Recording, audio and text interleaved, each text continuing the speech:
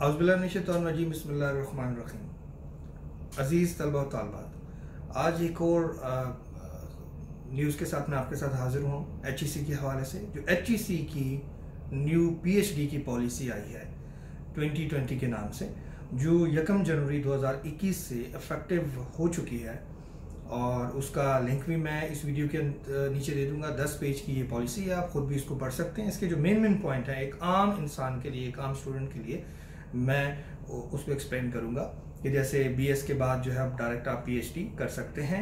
इसके अलावा क्या अगर डायरेक्ट BS के बाद ही PhD कर सकते हैं तो MPhil और MS क्या है, क्या ख़त्म हो गया है उसकी, या जिन्होंने किया हुआ है उनको कोई एडवांटेज होगा नहीं होगा, या इस तरह की जो भी है आप मेरे साथ मैंने इसको कोई 10, 12, 13 पॉइंट्स के अंदर डिस्क्राइब किया। मैं आपके साथ इसको शेयर करता हूँ, आप यकीनन इससे अंडरस्टैंड कर पाएंगे और इजीली अपने फ्यूचर के जो प्लान्स हैं उनको कर पाएंगे। जैसे कि आपको पता है कि इस गवर्नमेंट के आने के बाद जो एजुकेशन रिफॉर्म्स हैं वो में चेंजेस आ रही है, बेहतरी आ रही है, उसको इंटरनेशनल लेवल पे के साथ इक्वली किया जा रहा है, ताकि हमारे जो स्टूडेंट्स हैं उनको भी उनका जो लेवल ऑफ माइंड है, जो वर्क है, या बाहर जो उनकी डिग्रीज की जो एलिजिबिलिटी है या इक्वलेंसी है, वो कुछ बेहतर से बेहतर हो सके।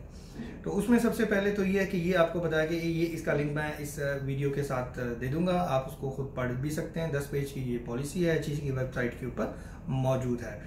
और इसके लिए जो एलिजिबिलिटी क्राइटेरिया दिया गया, सबसे पहला पॉइंट जो HEC ने दिया है, उसने ये कहा है कि मिनिमम जो क्वालिफिकेशन है PhD की एडमिशन के लिए, वो HEC ने BS 4 ईयर कर दी गई है, यानी 16 ईयर एजुकेशन। जैसे कि जिन्होंने MA कर रखा है, MSc कर रखी है, मास्टर्स कर रखा है, यानी एनुअल सिस्टम पे वो हैं, पीछे दायरा मास्टर्स ही चलता था, BS तो बहुत कम लोग करते थे, अभी ये मैंडेटरी हुआ है।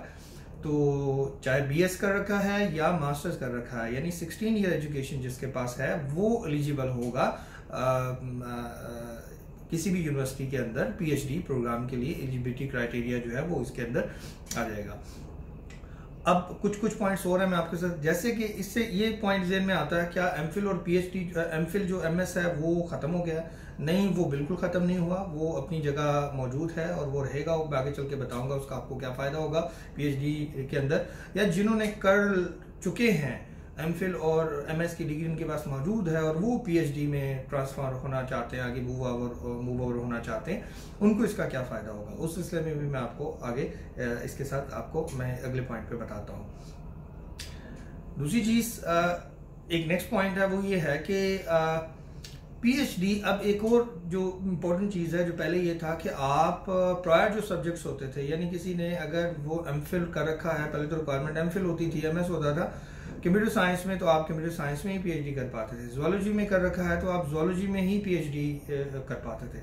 जबकि इंटरनेशनल लेवल पे PhD के स्टूडेंट को टोटल ओपन चॉइस होती थी कि वो किसी भी सब्जेक्ट में PhD कर सकता है। अब HEC ने न्यू पॉलिसी में ये ऐलान कर दिया है, जो नाफिजुल अमल हो चुकी है, कि आप किसी भी सब्जेक्ट में PhD कर सकते हैं, इला कि आपके जो बैकग्राउंड सब्जेक्ट्स है वो कोई भी हो। ठीक है, जैसे आपने किसी और सब्जेक्ट में किया, उसके लिए होगा क्या, उसके लिए सिर्फ यही होगा, और ये भी उन्होंने HEC ने यूनिवर्सिटीज़ के ऊपर रखा है कि उनसे सिफारिशात मांगी हैं कि अपने आप करिकुलम और चीज़ें जो हैं वो बताएं, अपने एलिजिबिलिटी क्राइटेरिया अपने अगर आप बनाना चाहते हैं तो हमारी तरफ से ये अप्रूवल है कि आप इसको कर सकते हैं BS के बाद 16 ईयर्स के बाद।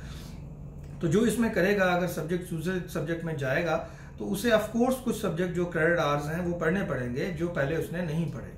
ठीक है, BS के अंदर फॉर एग्जांपल उसने वो सब्जेक्ट नहीं पढ़ा है तो उसकी जितनी क्रेडिट आवर बनते हैं जो मिसिंग है वो सब्जेक्ट, PhD में तो उसका एडमिशन हो जाएगा, लेकिन पहले वो सब्जेक्ट पढ़ेगा और उसके बाद अगले जो सब्जेक्ट्स हैं PhD के अंदर, जबकि वो इनरोल्स PhD के अंदर ही होगा, वो क्या कर रहा होगा, PhD कर रहा होगा, लेकिन पहले वो सब्जेक्ट उसके अंदर पढ़ रहा होगा जो उसके मिसिंग सब्जेक्ट्स हैं, क्योंकि उसने फील्ड चेंज किया है। तो पहले ये था कि जिस फील्ड में आप इंटर हो गए हैं उसी फील्ड के अंदर आपको जाना पड़ता था। अब यह है कि आपके पास इंटरनेशनल स्टैंडर्ड के मुताबिक जो है वो अपना स्विच कर सकते हैं किसी भी सब्जेक्ट को एंड टाइम पे, अगर आप करना चाहें तो। ये एक अच्छी चीज़ है स्टूडेंट्स के लिए।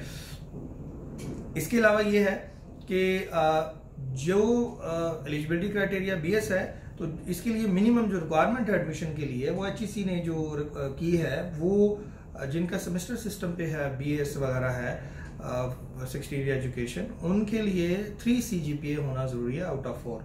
और जो मास्टर्स वगैरह करके बैठे हुए हैं उनके लिए जो रिक्वायरमेंट है वो फर्स्ट डिवीजन होना चाहिए, ठीक है। इससे कम जो है वो एलिजिबल नहीं होंगे किसी भी PhD प्रोग्राम में दाखिले के लिए, ठीक है। और अब MPhil और इसके अलावा HEC ने यूनिवर्सिटी के ऊपर डिपेंड किया है कि वो अपने लिहाज से अपनी उनकी जो एकेडमिक्स हैं उसको मद्देनजर रखते हुए अगर वो अपना एलिजिबिलिटी क्राइटेरिया इससे ऊपर करना चाहें, जैसे पहले MPhil MS था, तो वो उनकी मर्जी है, वो उसको कर सकते हैं। लेकिन HEC की तरफ से कोई अब पाबंदी नहीं होगी। HEC जो है अगर किसी भी स्टूडेंट का BS डिग्री के साथ उसका एडमिशन जो है इनरोलमेंट जो है वो PhD के लिए HEC में करवाया जाएगा तो वो एक्सेप्टेबल होगा। तो जाहिर है ऑफ कोर्स यूनिवर्सिटीज़ जो हैं वो भी इसी कंपटीशन के दौर में ऑफ कोर्स स्टूडेंट्स को जो है वो डायरेक्टली मास्टर्स से PS के बाद जो है वो PhD में इनरोल करने की ख्वाहिशमंद होंगी, सिवाय कुछ चंद सब्जेक्ट्स के कुछ जैसे चीज़ें चल रही हैं। इसके अलावा एडमिशन टेस्ट जो है वो उसके लिए पहले भी मस्त था, वो अभी भी है। जो GRE टेस्ट होता है वो ग्रेजुएट असेसमेंट रिकॉर्डेड टेस्ट होता है एजुकेशन के NTS और GRE, ये आपका एक डिपार्टमेंट्स हैं वो आपके लेते हैं। वो टेस्ट होगा, वो आपको पास करना होगा, वो रिक्वायरमेंट एज इट इज़ मौजूद है। और इसके अलावा ये है कि आपने एक स्टेटमेंट देनी होगी पर्पस ऑफ PhD। आपने अपनी यूनिवर्सिटी को एक स्टेटमेंट देनी होगी, लिख के देना होगा कि आप ये PhD क्यों करना चाहते हैं और उसके बाद करने से आपको क्या फ़ायदा होगा और आप आगे क्या करेंगे। तो वो ऑनलाइन चीज़ें अवेलेबल हैं, आप उसके अंदर अमेंडमेंट करके यूनिवर्सिटी में अपनी हैंड राइटिंग के अंदर अपनी उसके अंदर माइंड बीच में ऐड करके आप जमा करवा सकते हैं। क्रेडिट आवर्स, इसके अंदर जो क्रेडिट आवर्स तयन किया गया वो 48 क्रेडिट आवर्स का कोर्स वर्क जो है वो इसके अंदर प्लान किया गया है।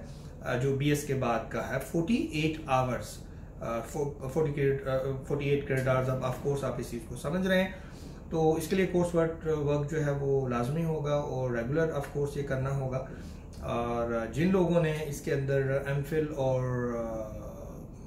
MS कर रखा है या करके आएंगे, अभी भी वो बंद नहीं किया गया है प्रोग्राम, मास्टर के बाद वो MS करते हैं, उसके बाद उनका प्रोग्राम बनता है कि हम PhD में जाते हैं, तो उनको कोर्स वर्क यूनिवर्सिटी के ऊपर छोड़ा गया है कि वो उनको किस चीज़ के लिए एग्जाम्प्ट करती है। वो 50% उनका कोर्स वर्क एग्जाम्प्ट करती है, उनका कोई रिसर्च वर्क कुछ है वो एग्जाम्प्ट करती है, या 100% कोर्स वर्क जो है वो एग्जाम्प्ट कर देती है और डायरेक्टली उसको रिसर्च पे ले आती है। ये डिपेंड करता है, हर यूनिवर्सिटी जो है वो अपनी अपनी सिफारिशात और अपने अपने क्राइटेरिया जो है वो तय करेगी। HEC की तरफ से इसके ऊपर कोई बाइंडिंग्स नहीं है।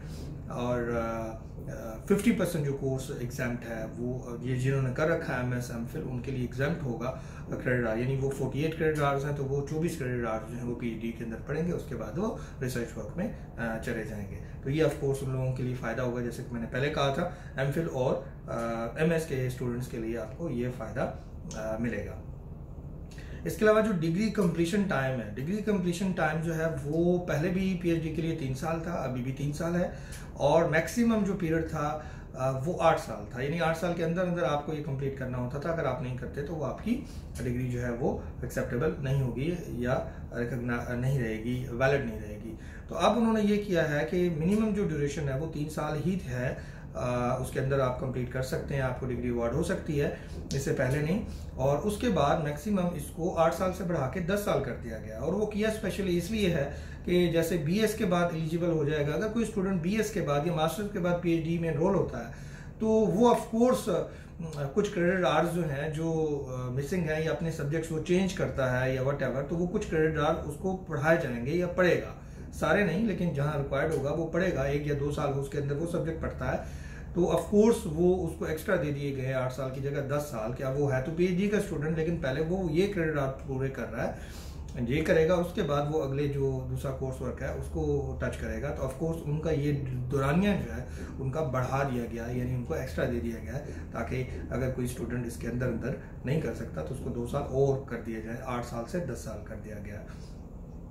तो ये एक ओवरऑल एक पॉलिसी थी। इसका लिंक मैं आपको डिस्क्रिप्शन में दे दूंगा। उस लिंक को कॉपी करके आप यूआरएल के अंदर ऊपर एक्सप्लोरर के अंदर जहां आप वेबसाइट लिखते हैं वहां आप उसको पेस्ट करें और इंटर प्रेस करें, आपके पास पीडीएफ का एक 10 पेजेस का डॉक्यूमेंट आ जाएगा एचईसी का, जो आप डिटेल के साथ पढ़ सकते हैं, जिनके अंदर जो मेन बड़े बड़े पॉइंट्स थे वो मैंने आपसे शेयर कर दिए हैं। और ये पॉलिसी जो है वो 1 जनवरी 2021 से नाफिजुल अमल पाकिस्तान के अंदर हो चुकी है पीएचडी के हवाले से।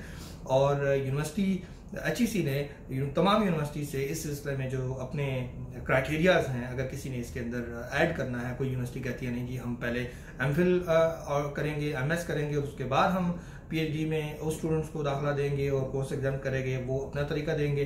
लेकिन अगर कुछ यूनिवर्सिटी ये कहती है कि हम बीएस के बाद भी डायरेक्ट स्टूडेंट्स को लेंगे पीएचडी के लिए, हम इस तरह इसको करना चाहते हैं, तो ऑफ कोर्स वो हर यूनिवर्सिटी के ऊपर अपना तरीकाकार होगा। और उसूलन जो आपका क्रेडिट आवर्स है वो एक जैसे होंगे। सिर्फ यहाँ फायदा ये होगा कि बीएस और मास्टर्स के बाद कोई पीएचडी में टेस्ट के बाद एनरोल हो जाएगा तो वो पीएचडी का स्टूडेंट कहलाएगा।